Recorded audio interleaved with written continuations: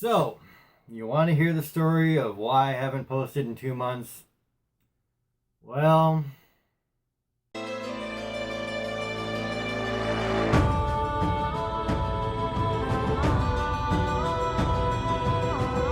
what's going on, ladies and gentlemen? My name is Kevin Jackwitz. This is the Kaged Review. And today, I'm going to tell you all the little story about the last 2 months of my life. And I got to be honest, man, if you'd have told me this would have been my situation 2 months ago, I'd have told you you're crazy. Okay, so just a couple of things before I really get started with this. One, I may get a little bit emotional. I don't know. It's been a pretty trying last couple of months, and there's been a lot of sadness, disappointment, anger. I've been pretty pissed off at a couple of people. And the other thing is, like, I originally made this post and I put somebody's name in it, and I really feel like no matter what somebody's done to me, I'm not going to sink to that level. So I'm remaking this and kind of taking that part out. But ladies and gentlemen, so this is the story of the last couple of months. It's been absolutely insane. So everybody by now who really watches my channel a lot, they kind of know that I've got some health issues. I've had some weird ups and downs with my heart rhythm and things like that. Woke up a couple of months ago in AFib. It corrected itself pretty quickly, but there's just been some like weird ups and downs. Nothing really defined.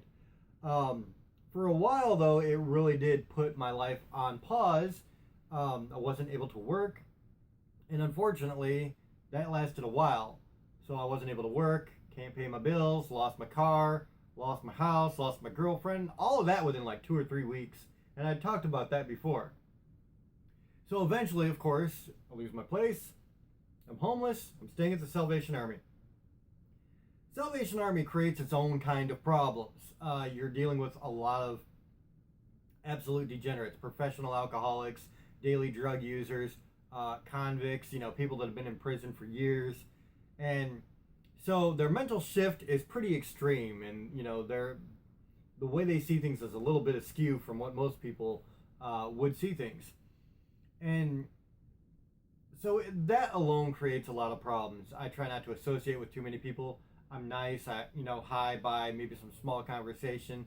But I try not to get too close to anybody out there because they're all snakes. No one can be trusted. So that was a situation that arose where I met this girl. Of course, isn't there always a girl involved? And she was really ridiculously beautiful. Even homeless, she was beautiful. It was crazy, dude. Like, just not bad. So there was this guy who was taking an interest in her and basically trying to make her his property. And she was telling everybody, she was scared of him. She didn't really want to talk to him. She didn't like him like that. And I wasn't going to get involved. I didn't care. I got my own problems to deal with, clearly. And so I left it all alone. Come to find out, in completely other, separate situation, we start talking and, she says she likes me. Okay, well, like I said, she's pretty hot, and when it comes to homeless girls, the selection really isn't that big. So it was nice to have somebody to talk to. Of course, we went out and got a few drinks one day, and that led to a whole lot more. And after that, we were supposed to be a couple, and telling me that, she wants to leave together, get her own place, and stuff like that. And we were talking kind of matter-of-factly about, how it would be nice to put our money together and make things a little bit easier on each other. So it all made sense. Well, I started to get the signs that she was talking to not just me. And one of the guys is the one that she said she was afraid of. So she takes off one day, and I feel like she's playing both of us. So I go up to him and I'm like, look, dude, I don't know what you think, your guys' relationship is, but I'd like to know because this is what's going on, and I think she's playing both of us. So after a few minutes of talking, we both realized that she was giving both of us literally the exact same song and dance, and I mean the exact same.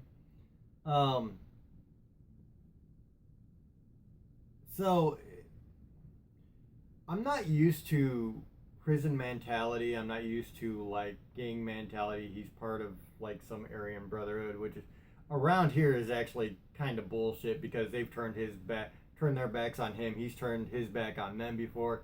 It's literally a safety in numbers thing, and basically they use it when it's convenient for them for whatever they want to do.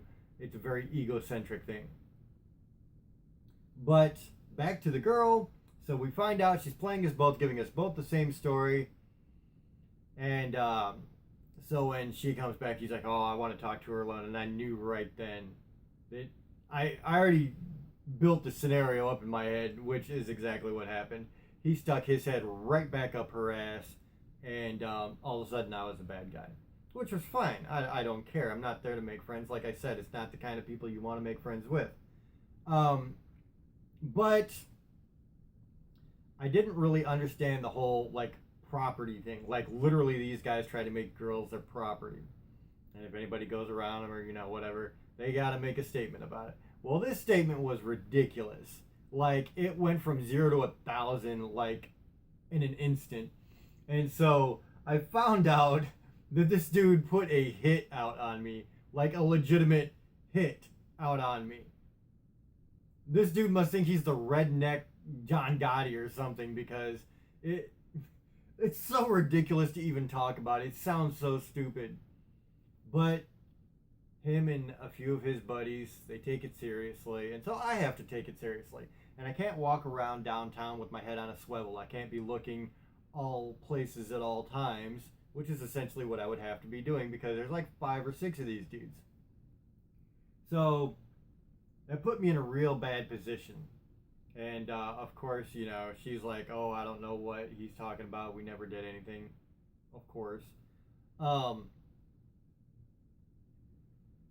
it put me in a position where I really couldn't stay downtown, and there's no resources, and I have no backup.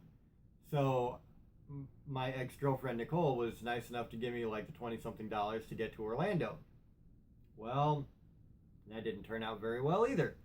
I was homeless in Orlando when I was like 20, 21, 22, and there were a lot of people around there my age on the streets, and it was honestly not bad because you didn't really have to fight for yourself. Downtown we were there a lot. There's a lot of clubs, there's a lot of fun things to do. So as crazy as it sounds, being homeless in Orlando wasn't all that bad at the time. Well, things have changed in the 21 years since I've been there. And things were a lot different now. It was a lot older group of homeless people. They were a lot more violent, a lot more, the mentality that I was just talking about. The professional alcoholics, the drug users, the convicts. And so, really, really bad situation to walk into right off the bat. And then I go to the Salvation Army there, where you only get 3 nights and you can't keep any of your personal stuff on you. Well, I had a really bad feeling about that right off the bat when they said you can't take your personal stuff in with you, because my personal stuff hasn't left my side literally since I hit the streets in May. That bag goes everywhere with me, and it had some important stuff in it. And of course, the very first night, a bunch of stuff got stolen, including my camcorder that I was using to make videos for the channel. My ex and her mother, they both went in and got me this camcorder. It was like $1,000, and that really, it was disappointing to me because not only did they get it, but my girlfriend, I put it in pawn like 3 or 4 times, and I'd have been able to get it out really quick. But that last time, she helped me get it back out, so it was really disappointing when that happened. And they also got a laptop from me. They got some USBs. They got like $300 worth of Dior stuff. Some other stuff that they took out of the bag. And it was just like, this was my first night, like within 12 hours of being in Orlando. Literally like the exact same thing that happened the first time I showed up in Orlando. I lost all my stuff right away. But now that stuff is like really important to me. And so not being able to keep check on my possessions, and the fact that like it's way more ghetto thug in the homeless life in Orlando now, like I said, they're a lot more violent there. There's a lot bigger problem there. You literally have to sign waivers saying you're not gonna sue Salvation Army if you get stabbed or shot or whatever, like that kind of stuff. So I realized that I went from the frying pan into the fire.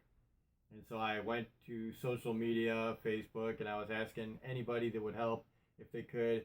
And thankfully, there's one guy that I'd met a couple of times from a comic book gaming store. He kind of forwarded the money to get me out of there. His name's Ben. I think it's Marles. I don't know if I'm saying that right. Sorry. But it was very, very cool for him to do that. So he got me out of there, and I wound up back in Sarasota where I had just left. And thankfully, there's kind of a situation that's a little bit better now. We've kind of worked it out with one of my friends. I can't really talk about how we've worked it out because I'm not really supposed to be talking about it at all. They're not really supposed to be helping me in the way that they are. So I'm not going to say who or what. But I've got a little bit of room to breathe now, and that's one of the main things. Like I've had a few days here. Obviously, I'm making some videos. I'm online trying to get some online work going. And so I'm trying to make life happen as quickly as I can right now. And it's been crazy.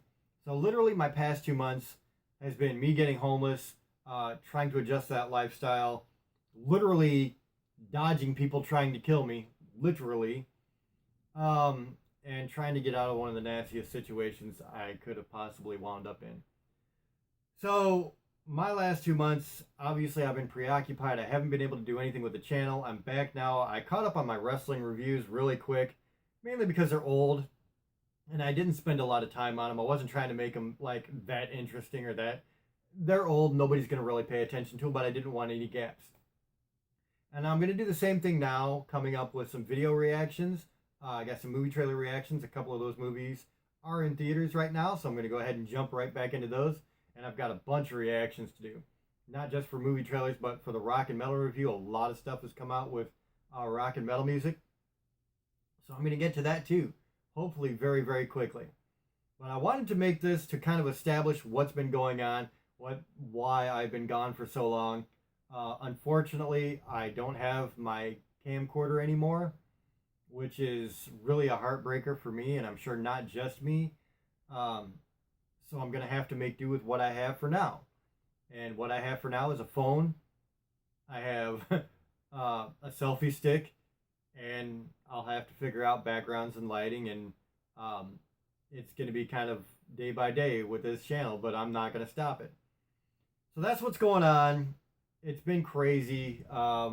Thankfully, the worst is behind me, hopefully. I think it is. And so now we're just moving forward. So ladies and gentlemen, that's the story. I know it's absolutely nuts. Let me know what you think about it in the comments below.